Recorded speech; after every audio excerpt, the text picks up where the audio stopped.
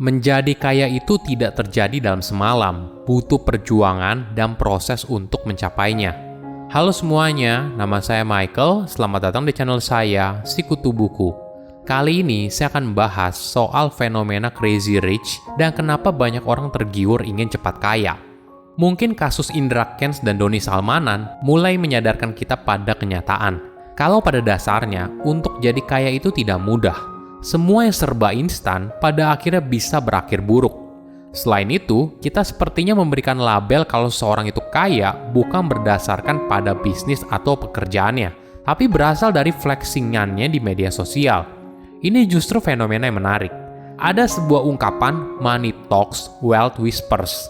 Orang yang kaya sibuk pamer harta, tapi orang yang beneran kaya banget cenderung tidak berisik. Sebelum kita mulai, buat kalian yang mau support channel ini agar terus berkarya, caranya gampang banget. Kalian cukup klik subscribe dan nyalakan loncengnya. Dukungan kalian membantu banget supaya kita bisa rutin posting dan bersama-sama belajar di channel ini. Di zaman sekarang, kerja dari rumah dan menghasilkan banyak uang memang tidak lagi jadi sebuah mimpi. Berkat internet, kita bisa menghasilkan uang. Namun di sisi lain, fenomena ini juga banyak digunakan oleh berbagai penipu untuk mengeruk keuntungan. Melalui iming-iming untuk besar dalam waktu singkat, uang yang sudah kita kumpulkan dengan susah payah lenyap dalam semalam. Sayangnya lagi, skema penipuan kaya cepat seringkali mengejar anak muda atau orang dalam usia produktif. Kenapa hal ini terjadi? Coba bayangkan skenario ini. Umur kamu baru 20-an, baru lulus kuliah dan mulai cari kerja atau memulai usaha. Tentunya pada posisi itu, mayoritas orang jarang mendapat gaji besar atau bisnisnya untung gede-gedean. Namun apa yang kamu lihat di media sosial sepertinya 180 derajat berbeda dengan kenyataan. Kamu lihat teman kamu dapat uang banyak hasil belajar dari seseorang yang dianggap sebagai crazy rich, atau investasi di produk tertentu lalu tiap hari dapat duit. Siapa yang gak tergiur? Kadang, ketika sesuatu tampaknya begitu sempurna, logika kita seringkali tidak bekerja. Apalagi orang terdekat kita yang telah membuktikannya. Kita pun mulai ikutan, awalnya untung, tapi pelan-pelan rugi. Hingga akhirnya, semua uang yang telah kita kumpulkan selama bertahun-tahun lenyap dalam hitungan minggu. Cerita seperti ini mungkin dialami oleh banyak orang. Nah, daripada terjebak dalam investasi bodong, gimana kalau kamu memulai usaha sendiri? Buat kamu yang tertarik untuk membuka bisnis fashion wanita, mungkin kamu bisa pertimbangkan untuk gabung di My Fashion Grocer. Mungkin saya cerita sedikit soal My Fashion Grocer. Jadi My Fashion Grocer itu secara resmi didirikan pada tahun 2012 oleh pasangan suami istri Andre Kokois dan Catherine Bunardi. Keluarga pendirinya memang tidak asing dengan dunia tekstil karena sudah memiliki 40 tahun pengalaman di sana. My Fashion Grocer awalnya merupakan bisnis kecil dengan modal hanya 2 juta rupiah. Namun seiring berjalannya waktu, My Fashion Grocer berkembang menjadi platform B2B fashion terbesar di Indonesia. Perbedaan utama My Fashion Grocer dengan kompetitornya yaitu merupakan supplier fashion tangan pertama B2B yang memiliki aplikasi serta website dengan harga murah dan produk yang berkualitas, sehingga harga ditawarkan bisa sangat bersaing. Mereka juga punya misi untuk membantu 10 juta fashion planner di dunia. Hingga saat ini, My Fashion Grocer telah menjual lebih dari 30 juta pakaian dan telah ekspor ke lebih dari 5 negara. Nah, saya mau cerita sedikit soal 4 layanan usaha yang ditawarkan oleh My Fashion Grocer yang mungkin cocok buat kamu. Pertama, MFG Dropship. Buat kamu yang baru mulai bisnis atau mau cari penghasilan tambahan tapi nggak punya barang. Tenang aja, kamu bisa jualan ribuan produk tanpa harus stok. Cukup berlangganan Rp399.000 per tahun. Kedua, MFG Wholesale. Kamu bisa dapat harga grosir hanya dengan membeli 4 piece saja. Layanan ini mungkin cocok buat kamu pemilik online shop, toko offline, atau punya brand fashion sendiri. Ketiga, MFG Custom. Layanan ini mungkin cocok buat kamu yang pengen produksi fashion sesuai yang kamu inginkan. Misalnya kamu ingin buat brand sendiri, tapi belum tahu mau pakai bahan apa, konveksinya siapa, dan sebagainya. MFG bisa bantu kamu untuk bikin sesuai dengan apa yang kamu mau. Keempat, MFG Textile. MFG juga menyediakan kain buat kamu para pemilik brand fashion, toko baju grosir, atau toko kain grosir atau eceran. Buat yang penasaran, bisa juga langsung mampir ke MFG Showroom di Ruko Crown Blok F nomor 7, Green Lake City, Cipondoh, Tangerang. Gimana? Tertarik nggak?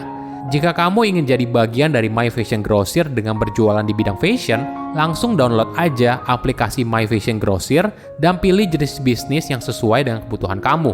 Mau MFG Dropship, MFG Wholesale, MFG Custom, atau MFG Textile. Udah gitu aja prosesnya. Mudah kan? Selamat berjualan! Jadi, gimana caranya supaya kita tidak terjebak dengan penipuan cepat kaya? Pertama, harus realistis. Di masa sekarang, kita mungkin sering dengar kalau ada orang yang mencapai financial freedom sebelum usianya 30 tahun. Ya tentu saja pasti ada. Cuma pertanyaannya sekarang seperti ini. Berapa banyak orang seperti itu? Secara persentase tentunya kecil sekali kan? Mungkin saja orang tersebut bisa mencapai financial freedom karena orang tuanya yang kaya atau usahanya kebetulan sukses berat. Mimpi besar boleh-boleh saja, tapi kadang menginjak bumi juga penting. Kamu pernah dengar nggak soal survivorship bias? Jadi ini adalah kesalahan logika karena kita fokus pada orang atau benda yang berhasil melalui suatu proses dan mengabaikan mereka yang tidak. Dampaknya, kita jadi mengambil kesimpulan yang salah. Misalnya, kita melihat ada satu YouTuber atau influencer yang kaya raya dan bisa mencapai financial freedom di bawah umur 30 tahun. Iya, itu merupakan satu dari sekian banyak orang yang tidak. Ketika bicara peluang, apakah kamu punya peluang yang sama besarnya untuk menjadi orang yang berhasil? Kedua, kalau teman saya bisa, saya pasti bisa. Ini hampir mirip dengan yang pertama. Bedanya, orang terdekat kita tiba-tiba jadi kaya karena berinvestasi atau berbisnis produk tertentu. Kadang orang tidak tertipu oleh orang yang tidak dikenal, tapi kebanyakan orang tertipu karena orang terdekat mereka sudah bergabung dalam skema penipuan cepat kaya seperti ini. Mungkin saja teman terdekatnya juga tidak tahu kalau ini merupakan skema penipuan. Inilah yang membuat rantai penipuan semakin luas. Ketiga, belajar soal keuangan. Banyak orang tidak minat untuk belajar soal keuangan atau investasi. Bagi mereka, itu terlalu rumit. Tapi bagaimana kita bisa jadi kaya kalau kita tidak belajar soal uang atau investasi? Ini yang terkadang suka aneh. Kebanyakan orang rela menginvestasikan uang yang sudah dikumpulkannya dengan susah payah kepada sebuah produk yang belum tentu jelas secara legalitas atau skema bisnisnya. Oke, apa kesimpulannya? Pertama, jadi kaya itu butuh waktu. Untuk membangun kekayaan, kamu tidak bisa melakukannya dalam semalam.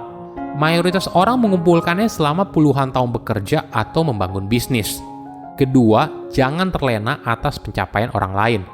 Kita mungkin sering dengar, kalau dia bisa, kenapa saya enggak? Pemikiran ini juga nggak sepenuhnya salah.